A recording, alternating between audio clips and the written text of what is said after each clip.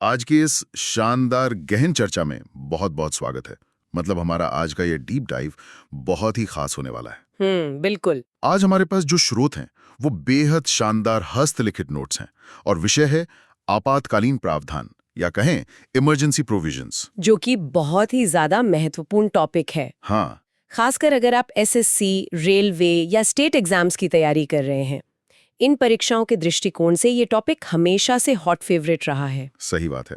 तो आज का हमारा लक्ष्य या कहें हमारा मिशन यही है कि नोट्स को लाइन बाय लाइन डिकोड किया जाए, बिल्कुल एक क्लासरूम की तरह, ताकि हर एक कॉन्सेप्ट हमेशा के लिए दिमाग में छप जाए।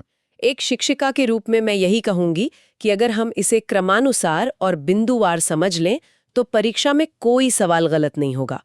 मेरी कोशिश यही रहेगी कि इसे एक ब्लैक बोर्ड पर समझाए जा रहे नोट्स की तरह एकदम स्पष्ट रखूं। तो चलिए फिर बिना किसी देरी के इसे खोलते हैं। बिल्कुल, शुरू करते हैं। पहले पन्ने पर ही एक फ्लो चार्ट बना हुआ है जिसे देखकर लग रहा है कि ये आपातकालीन प्रावधान की मूल बातें समझा रहा है। हाँ, इस फ्लो चार्ट को अगर आप ध्यान से देखें तो ये एक स्टेप बाय स्टेप प्रोसेस बता रहा है। सबसे पहले क्या होता है? सबसे पहले आती है एक असाधारण स्थिति, यानी एक्स्ट्रॉर्डिनरी सिचुएशन। मतलब जब हालात सामान्य ना हो। बिल्कुल। और इसके बाद दूसरा स्टेप आता है जब हमारे जो मौजूदा प्रशासनिक तरीके हैं, जो हमारा एग्जिस्टिंग मैकेनिज्म है, हाँ, जब वो विफल हो जाते हैं, मतलब सिस्टम काम करना बंद कर देता है, तब जाकर तीसरा स्टेप आता है जहां आपातकाल लागू किया जाता है, इमरजेंसी इम्पोज होती है। अच्छा, तो ये एक पूरा सीक्वेंस है और नोट्स में इसके साथ ही लिखा है कि ये संविधान के भाग 18 में है भाग 18, पार्ट 18। और अनुच्छेद 352 से लेकर 360 तक इसका जिक्र है। एकदम सही। और इसी के नीचे फ्लो चार्ट से 3 शाखाएं या 3 ब्रांचेस निकल रही हैं। ये 3 प्रकार के आपातकाल हैं। पहला है नेशनल इमरजेंसी या राष्ट्रीय आपातकाल, जो आर्टिकल 352 के तहत आता है। दूसरा है प्रेसिडेंट्स रूल, जिसे हम राष्ट्रपति शासन कहते हैं, आर्टिकल 356। हाँ, 356। और तीसरा है फाइनेंशियल इमरजेंसी या वित्तीय आपातकाल, जो आर्टिकल 360 में दिया गया है। और यहाँ स्रोत के बारे में भी बहुत स्पष्ट लिखा है। अक्सर पूछा जाता है कि ये प्रावधान लिए कहाँ से गए हैं। ये बहुत जरूरी पॉइंट है। नोट्स के हिसाब से ये भारत सरकार अधिनियम 1935 और जर्मनी के वाइमर संविधान से लिए गए हैं। बिल्कुल, इसे तो छात्रों को सीधा याद कर लेना चाहिए। चलिए अब दूसरे पन्ने की तरफ बढ़ते हैं। यहाँ राष्ट्रीय आपातकाल यानी अनुच्छेद 352 के आधारों की बात की गई है। मतलब किन ग्राउंड्स पर ये लग सकता है। हाँ, यहाँ 3 बुलेट पॉइंट्स दिए गए हैं। एक एक करके समझाती हूँ। पहला है युद्ध या वॉर, जब हम आधिकारिक तौर पर किसी देश के साथ युद्ध लड़ रहे हों। दूसरा है बाहरी आक्रमण या एक्सटर्नल अग्रेशन, मतलब किसी ने हम पर हमला कर दिया है। और तीसरा है सशस्त्र विद्रोह यानी आर्म्ड रिबेलियन, जब देश के भीतर ही लोग हथियार उठा लें। लेकिन यहाँ नोट्स में एक विशेष बॉक्स बनाया है, वो भी लाल रंग से। इसमें 44वें संशोधन का जिक्र है। ये बॉक्स बहुत ही क्रिटिकल है। 44वें संविधान संशोधन के जरिए ही ये जो सशस्त्र विद्रोह शब्द है ना, इसे जोड़ा गया था। अच्छा, तो पहले कुछ और शब्द था? हाँ, इससे पहले इसे आंतरिक गड़बड़ी या इंटरनल डिस्टर्बेंस कहा जाता था, जो काफी अस्पष्ट था। समझ गया। और यहाँ कुछ तीर बने हैं जो इन आधारों को बांट रहे हैं।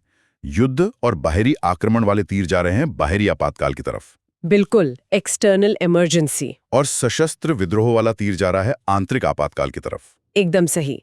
और इसी के नीचे एक बहुत जरूरी नोट भी लिखा है। हाँ, लिखा है कि राष्ट्रपति वास्तविक घटना से पहले भी घोषणा कर सकते हैं। इसका मतलब है कि अगर राष्ट्रपति को खतरे की आशंका हो तो उन्हें सच में युद्ध या विद्रोह शुरू होने का इंतजार करने की जरूरत नहीं है। वो खतरे को भांपकर पहले ही आपातकाल लगा सकते हैं। ये बहुत पावरफुल प्रावधान है। अब यहाँ दिलचस्प बात यह है कि नोट्स के अगले चार्ट में इसकी प्रक्रिया और अवधि दी गई है। ये टेबल थोड़ी बड़ी है। इसे टुकड़ों में समझते हैं। सबसे पहले है संसदीय मंजूरी या पार्लियामेंट्री अप्रूवल। मतलब संसद से कब तक पास होना चाहिए? हाँ, दोनों सदनों द्वारा 1 महीने के भीतर मंजूरी मिलना अनिवार्य है। लेकिन इसमें एक शर्त भी लिखी है, अगर लोकसभा भंग हो जाती है तब क्या होगा? यही तो पेच है। अगर लोकसभा भंग है तो नए सत्र के शुरू होने के 30 दिनों के भीतर मंजूरी चाहिए होती है। अच्छा। लेकिन इस बीच जो हमारी राज्यसभा है उसकी मंजूरी मिलनी ही चाहिए, क्योंकि राज्यसभा कभी भंग नहीं होती। समझ गया। और एक बार मंजूरी मिल गई तो अवधि कितनी होती है? ये 6 महीने के लिए वैध होता है। सिर्फ 6 महीने? एक बार में 6 महीने, लेकिन आप इसका विस्तार असीमित काल तक मतलब इनडेफिनिट समय तक कर सकते हैं। बस शर्त यह है कि हर 6 महीने में संसद की मंजूरी चाहिए होगी। और ये मंजूरी साधारण बहुमत से मिल जाती है? नहीं, बिल्कुल नहीं। इसके लिए विशेष बहुमत यानी स्पेशल मेजॉरिटी की आवश्यकता होती है। तो लगाना मुश्किल है, और रद्द करना हो तो? रद्द करने यानी रिवोकेशन के 2 तरीके हैं।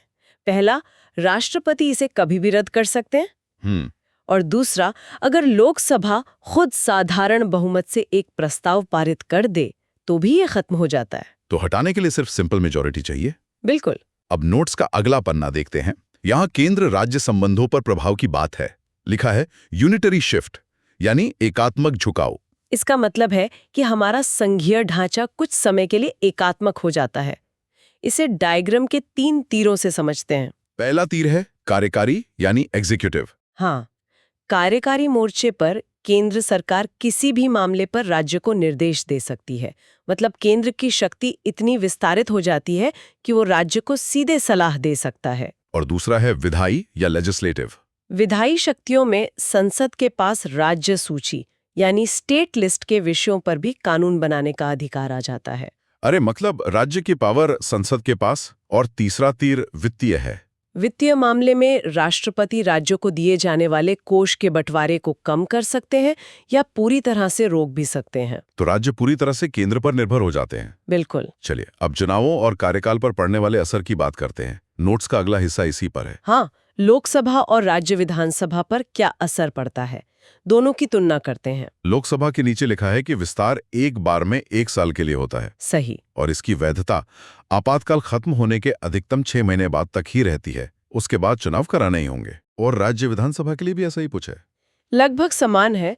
संसद किसी भी राज्य विधानसभा का विस्तार भी 1 साल के लिए कर सकती है और इसकी वैधता भी स्थिति समाप्त होने के अधिकतम 6 महीने बाद तक ही रहती है। चलिए, ये तो क्लियर हो गया।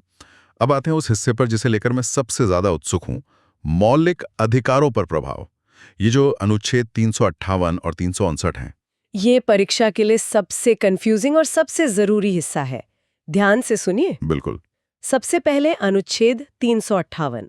यह सीधा सीधा आर्टिकल 19 के सस्पेंशन से जुड़ा है, जो हमारे स्वतंत्रता के अधिकार हैं। हाँ, इसके तहत आने वाले 6 अधिकार स्वतः मतलब ऑटोमेटिकली निलंबित हो जाते हैं। इसके लिए अलग से कोर्ट के आदेश की जरूरत नहीं होती। मतलब आपातकाल लगा और आर्टिकल 19 अपने आप खत्म।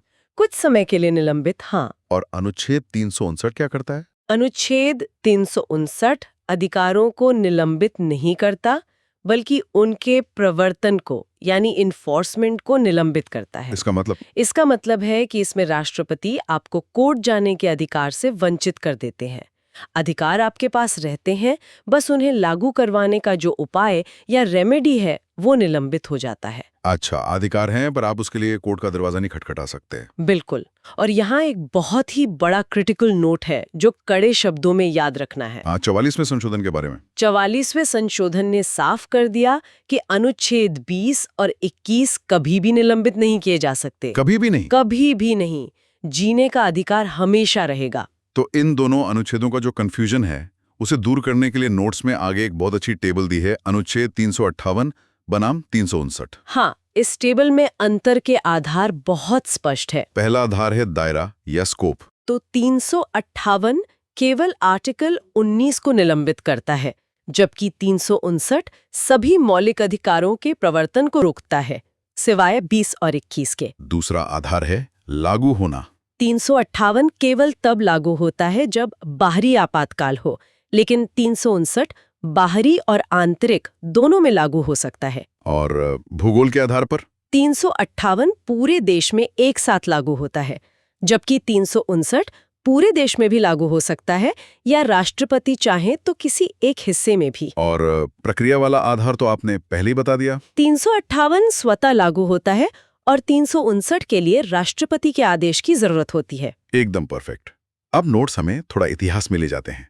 अब तक की गई घोषणाओं की टाइमलाइन दी गई है। हाँ, भारत में अब तक 3 बार राष्ट्रीय आपातकाल लगा है। पहला लिखा है अक्टूबर 1962 से 1968 तक। इसका कारण था नेफा क्षेत्र में चीनी आक्रमण। फिर दूसरा है दिसंबर 1971। इसका कारण पाकिस्तानी हमला था। और तीसरा है जून 1975, जिसका कारण आंतरिक गड़बड़ी बताया गया था। हाँ, और यहाँ ध्यान देने वाली बात यह है कि जब 75 वाला आपातकाल लगाया गया तब 71 वाला आपातकाल पहले से ही सक्रिय था। मतलब दो आपातकाल एक साथ चल रहे थे। बिल्कुल, और इन दोनों की वापसी मार्च 1977 में एक साथ हुई थी। ये बहुत ही रोचक तथ्य है। चलिए अब हम दूसरे प्रकार के आपातकाल पर आते हैं, राष्ट्रपति शासन यानी अनुच्छेद 356, जिसे संवैधानिक आपातकाल भी कहते हैं।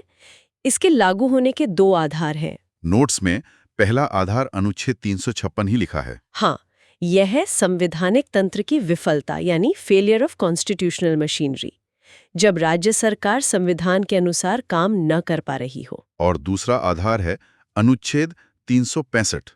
ये अनुपालन न करना या नॉन कंप्लायंस है, जब राज्य केंद्र के दिए गए निर्देशों का पालन करने में विफल रहता है। और इसका परिणाम क्या होता है? परिणाम ये होता है कि राज्य विधानसभा या तो निलंबित कर दी जाती है या उसे पूरी तरह भंग कर दिया जाता है। तो इसकी प्रक्रिया क्या है? राष्ट्रीय आपातकाल जैसी है? थोड़ी अलग है। यहाँ संसदीय मंजूरी दोनों सदनों से 2 महीने के भीतर चाहिए होती है। राष्ट्रीय वाले में 1 महीना था। हाँ, और अगर लोकसभा भंग है तो नए सत्र से 30 दिन का समय मिलता है। और इसके परिणाम स्वरूप राष्ट्रपति की शक्तियां क्या हो जाती हैं? 3 मुख्य परिणाम होते हैं। पहला, राष्ट्रपति राज्य सरकार के कामकाज अपने हाथ में ले लेते हैं। दूसरा, संसद राज्य के लिए कानून बनाने लगती है। और तीसरा, राज्य निकायों से जुड़े जो संवैधानिक प्रावधान हैं उन्हें निलंबित किया जा सकता है। तो इसका पूरा मतलब ये हुआ कि राज्य की सरकार पूरी तरह से हट जाती है। पर क्या इस फैसले के खिलाफ कोर्ट जाया जा सकता है? अगला सेक्शन न्यायिक समीक्षा या जुडिशियल रिव्यू का है। ये एक ऐतिहासिक क्रम है। 38वें संशोधन 1975 में कहा गया कि कोई न्यायिक समीक्षा नहीं होगी, मतलब कोर्ट कुछ नहीं कर सकता। हाँ, लेकिन फिर 44वें संशोधन 1978 में इसे बदल दिया गया और न्यायिक समीक्षा की अनुमति दे दी गई। और यहाँ एक केस बहुत हाईलाइट किया गया है, एसआर बम्बई केस 1994। ये केस बहुत महत्वपूर्ण है। इसमें सुप्रीम कोर्ट ने तय किया कि राष्ट्रपति शासन की घोषणा को चुनौती दी जा सकती है। किन आधारों पर? 3 आधार तय हुए: गलत इरादा यानी मैलिफाइड इंटेंशन, अप्रासंगिक तथ्य मतलब इररेलेवेंट फैक्ट्स, और तीसरा, अगर निर्णय पूरी तरह से विकृत या परवर्स हो। बहुत ही स्पष्ट है। अब नोट्स में विभिन्न समितियों और आयोगों की सिफारिशें दी गई हैं। इन्हें याद रखने का एक बहुत ही आसान तरीका है, एक एक करके देखते हैं। पहली है सरकारिया आयोग 1987। सरकारिया आयोग का कीवर्ड है आखिरी उपाय या लास्ट रिजॉर्ट। उन्होंने कहा कि इसका इस्तेमाल सबसे अंत में होना चाहिए और राज्यपाल की रिपोर्ट इसके लिए अनिवार्य है। दूसरी है NCRWC 2002। इन्होंने कहा कि पहले राज्य को चेतावनी दी जाए और जब तक संसद मंजूरी न दे दे तब तक विधानसभा को भंग न किया जाए। तीसरी है पुंछी आयोग 2008। इनका मानना था कि आपातकाल केवल स्थानीकृत होना चाहिए, मतलब लोकलाइज्ड, जहां दिक्कत है सिर्फ वहीं लगाओ। और चौथी है विधि आयोग 2015। इन्होंने सुझाव दिया कि अनुच्छेद 356 का सीधा इस्तेमाल करने की बजाय पहले अनुच्छेद 355 का उपयोग किया जाना चाहिए, जो संघ का कर्तव्य बताता है राज्यों की रक्षा करने का। एकदम सही। चलिए अब हम आखिरी प्रकार के आपातकाल की तरफ आ गए हैं, वित्तीय आपातकाल, अनुच्छेद 360।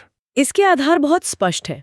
वित्तीय स्थिरता या साख यानी क्रेडिट को खतरा होना, और इसकी मंजूरी दोनों सदनों से 2 महीने के भीतर। लेकिन इसकी अवधि वाला पॉइंट बहुत अलग है। हाँ, इसकी अवधि असीमित होती है, इनडेफिनिट, मतलब इसे बार बार संसद से मंजूरी दिलाने की आवश्यकता नहीं पड़ती। और इसका प्रभाव क्या होता? सबसे बड़ा प्रभाव ये है कि सरकारी कर्मचारियों और यहाँ तक कि जजों के वेतन में भी कमी की जा सकती है। जजों के वेतन में भी? हाँ, और राज्यों के जो धन विधेयक या मनी बिल्स हैं वो राष्ट्रपति के विचार के लिए आरक्षित हो जाते हैं। यहाँ एक बहुत बड़ा स्टार नोट लगा है, और वो ये है कि भारत में आज तक कभी भी वित्तीय आपातकाल लागू नहीं हुआ है। चलिए तो अच्छी बात है। नोट्स के एकदम अंत में इन प्रावधानों की कुछ आलोचनाएं दी गई हैं। 5 खतरे के निशान बने हैं। हाँ, संविधान सभा में भी इसकी काफी आलोचना हुई थी। पहला खतरा ये है कि संघीय ढांचा नष्ट हो जाता है, जिससे संघ सर्वशक्तिमान बन जाता है। दूसरा लिखा है कि राष्ट्रपति तानाशाह या डिक्टेटर बन सकता है। तीसरा, राज्यों की जो वित्तीय स्वायत्ता है वो शून्य हो जाती है। चौथा, मौलिक अधिकार अर्थहीन हो जाते हैं। और पांचवा, हमारी लोकतांत्रिक नींव नष्ट हो जाती है। ये तो वाकई सोचने वाली बातें हैं। अब सेशन को समेटने के लिए हम आखिरी पेज के सारांश पर आ गए हैं। यहाँ महत्वपूर्ण अनुच्छेदों की लिस्ट है। तो एक क्विक रिवीजन कर लेते हैं।